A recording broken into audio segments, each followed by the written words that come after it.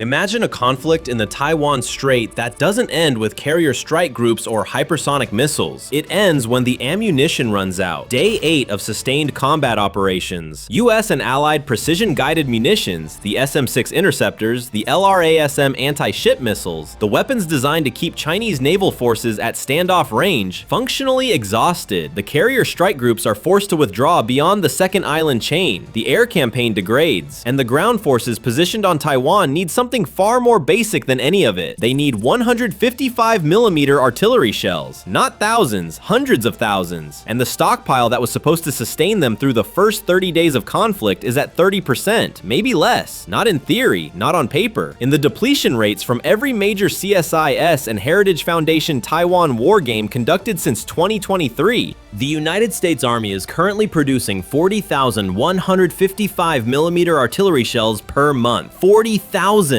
That is the same number it was producing in September of 2024. It is the same number it was producing when the Army first announced it would hit 60,000 by October of 2024, then 75,000 by April of 2025, then 100,000 by October of 2025. Each of those targets was missed. Each of those deadlines passed. As of July 2025, Army spokesperson Steve Warren confirmed the service does not expect to reach 100,000 shells per month until mid-2026. And that is an expectation, not a guarantee. Let that number sit for a moment. 40,000 shells per month. The Heritage Foundation estimates that a Taiwan contingency would consume between 75,000 and 180,000 artillery rounds per month. So even if the United States diverted every single 155mm shell it produced, every round destined for training, for NATO stockpiles, for Ukraine, for pre-positioned stocks in South Korea and the Middle East, it would still fall short of the low-end requirement by nearly half. It would meet perhaps 25% of the high-end estimate, and that assumes none of those shells are lost in transit across a contested Pacific, where Chinese submarines and long-range aviation would make maritime resupply the single most dangerous logistical operation since the Second World War. But the 40,000 number is only the beginning of the problem, because to understand what that number actually means, you have to understand how we got here. In February of 2022, the US was producing roughly 14,155mm shells per month. That was peacetime output, calibrated to peacetime consumption, enough to cover training requirements, maintain a baseline stockpile, and support limited operations. Then Russia invaded Ukraine, and within weeks, the arithmetic of modern industrial warfare snapped into focus in a way it had not since 1944. Ukraine was burning through 4,000 to 6,000 artillery shells per day at the height of its counteroffensive operations, sometimes more. On the Russian side, the expenditure rate reached 10,000 to 12,000 shells per day, sustained for months. The United States' monthly production could satisfy Ukraine's artillery requirements for roughly 3 days, possibly 4. The Pentagon responded with the largest artillery production surge since the Korean War. $5.3 billion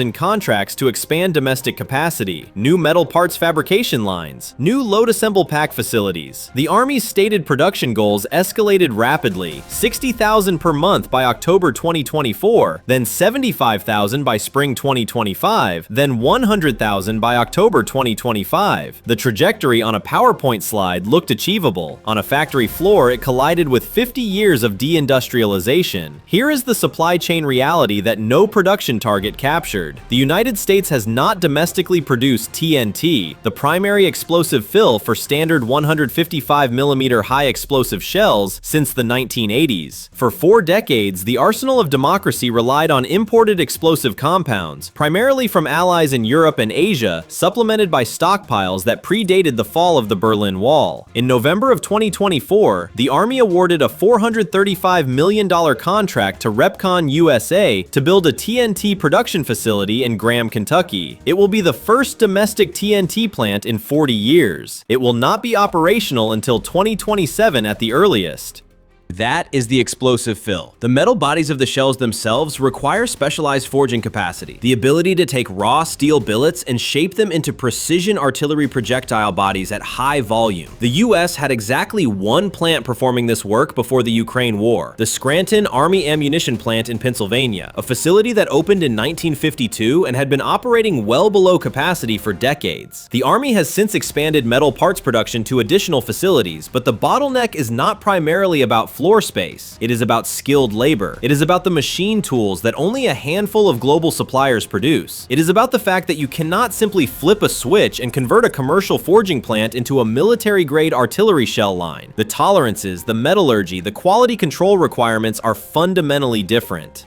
And then there is the cost. The basic American 155mm high-explosive shell, the M795, costs approximately $3,000 per round. That is not the Excalibur GPS-guided variant, which can exceed $100,000 per unit. That is the dumb round, the steel and explosive fill. $3,000. Russia produces its equivalent 152mm shell for roughly $1,000 per round. The cost differential is not primarily about labor. Russian defense manufacturing wages are lower, but not 3 to 1 lower. The differential is about industrial philosophy. Russia's defense sector builds for volume. It accepts lower precision, less rigorous testing, higher failure rates, and it compensates for those failures by producing enough shells that the math still works. The West builds for precision and reliability, because for 30 years that is what counterinsurgency and limited interventions demanded. One precision round, one target, zero collateral damage. That model produces exceptional shells. It does not produce enough of them. But here is what makes this more than a procurement story. Russia is not the long-term benchmark. Russia is the warning shot. China's defense industrial base operates on a scale that makes Russia's look artisanal. China controls approximately 25% of global manufacturing output. According to Rand Corporation analysis, roughly 50% of that industrial base, half of the world's largest manufacturing sector, can be classified as dual use, factories and production lines that serve commercial markets in peacetime, but can be rapidly repurposed for military production during a conflict. China produces 54% of the world's steel. It manufactures 90% of the world's commercial drones. It builds 53% of the world's ships. It controls 91% of global rare earth magnet production. And rare earth magnets are essential components in precision guidance systems, electric motors for drone propulsion, and advanced sensor packages. This is not about what China is currently producing in terms of artillery shells. That number is classified, and in any case it reflects peacetime posture, not wartime mobilization. The relevant number is the industrial floor space that can be converted. China produced roughly 1 billion metric tons of crude steel in 2024. The United States produced approximately 80 million. A standard 155mm shell body weighs roughly 43 kilograms in its forged steel form. If China were to divert 1% of its annual steel output to artillery production, 1%, that would yield enough steel for approximately 230 million shell bodies per year. That is more shells than every NATO country combined has produced since 1945. The warhead filling capacity is harder to estimate because explosive compound production is not measured in the same publicly available metrics as crude steel, but the pattern holds. China's chemical industry is the largest in the world by output. Its mining sector produces the precursor compounds. Its defense conglomerates, Norinco in particular, operate vertically integrated supply chains that Western defense primes explicitly do not. When the United States builds a shell, components cross a dozen contractors, multiple states, occasionally international borders. When Norinco builds a shell, the raw materials enter one end of the enterprise and finished munitions exit the other.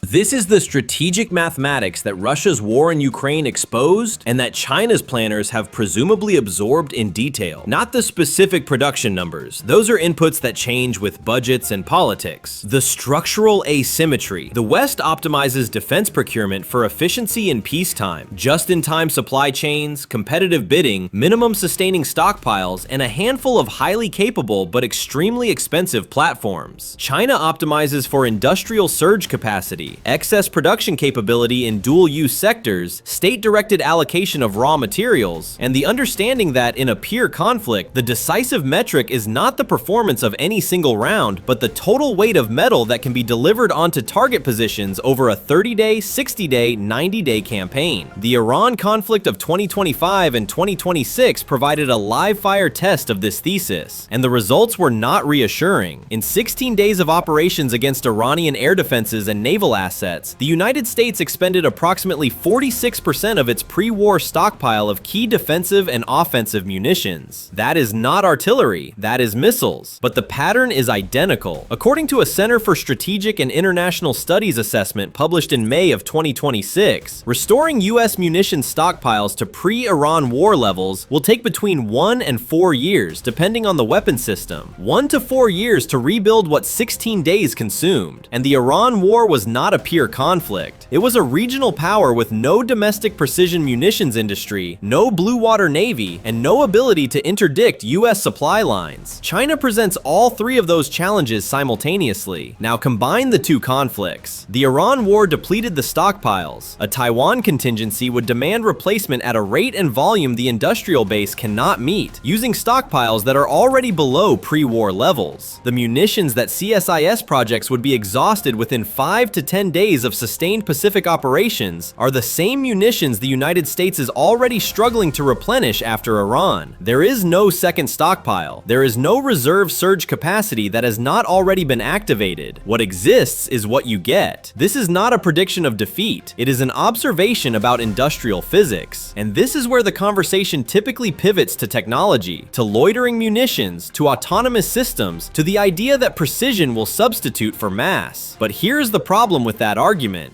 Precision munitions require the same industrial inputs as dumb shells: steel, explosives, guidance electronics, plus rare earth magnets, semiconductor fabrication, and sensor packages. They are harder to produce at scale, not easier. A GPS-guided Excalibur round is not a replacement for an M795. It is a complement that costs 30 times as much and requires a supply chain that is even more vulnerable to disruption. The American precision fires model was designed for conflicts where the enemy cannot shoot back at your factories. A conflict with China is not that conflict. Industrial capacity is not a statistic, it is a weapon. And right now, that weapon is aimed at the wrong side of the Pacific. The question is not whether the United States can build a better artillery shell than China. It almost certainly can. The question is whether, in the time frame that matters, the first 30 days, the first 90 days, the first year, it can build enough of them to matter. The Ukraine war has now lasted more than 4 years. Russia's shell production went from 400,000 per year to 7 million per year in that period, and it is still climbing. The United States is at roughly 480,000 per year and has been stuck there for 18 months. At that rate, a 4-year conflict of similar intensity to Ukraine would require the United States to produce shells for approximately 15 years to match what Russia produced during the conflict itself. That math does not work, and Beijing can do the arithmetic as well as anyone. Type shortfall or overmatch in the comments. Is the US artillery production gap a temporary industrial bottleneck that investment will solve, or a permanent structural disadvantage that requires a fundamentally different approach to how the West fights? There is no right answer, but the clock on answering it is not measured in budget cycles. It is measured in the time it takes a container ship to cross the Taiwan Strait. This is DIB dispatch, where billion-dollar projects meet battlefield reality.